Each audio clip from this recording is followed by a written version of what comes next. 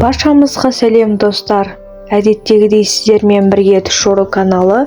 Түсіңізге бұрынғы күйеуіңізді көрсеңіз, ненің белгісі болуы мүмкін? Жақында ғана ажырасып түсіңізге бұрынғы күйеуіңізді көрсеңіз, ненің белгісі болуы мүмкін? Егер түсіңізде бұрынғы күйеуіңізбен жыныстық қатынасқа түскеніңізді көрсеңіз, жақын арада араларыңызда кикілжің болады деген сөз. Ал экс-жұбайыңызбен сүйісу жақсылықтың белгісі, тағдыр сізді жақын арада ерекше жаңалықпен қуантады деген сөз.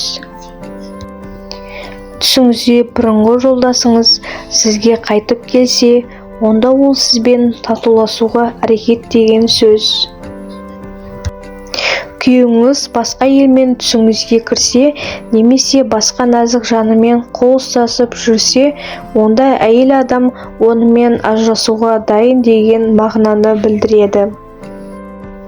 Егер түсіңізге күн сайын бұрынғы күйеуіңіз кірсе, күйеуіңіз ажырасқан әйел оны әлі де ұмыта алмай жүр деген сөз. Демек, әйел адам әлі күнге дейін оны сағынып, есіне алады деген мағынаны білдіреді. Егер түсіңізде бұрынғы күйеуіңіз қазіргі жұбайыңыз бақытсыз екендігін білдірсе, онда бәлкім ара қатынасыңызды қайтадан сүзгіден өткізу керек шығар.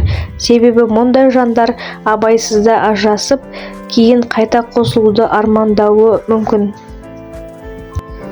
Түсте бұрынғы күйеуді көру адамның санасының сізге берген белгісі екен.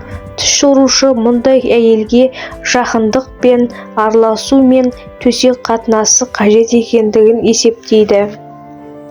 Ал егер қазіргі басқа адаммен тағдыры жарасқан келіншекке бұрынғы күйеуі түсіне кірсе, онда ол әйелдің қазіргі ер адамның көңілі қала бастайды деген сөз.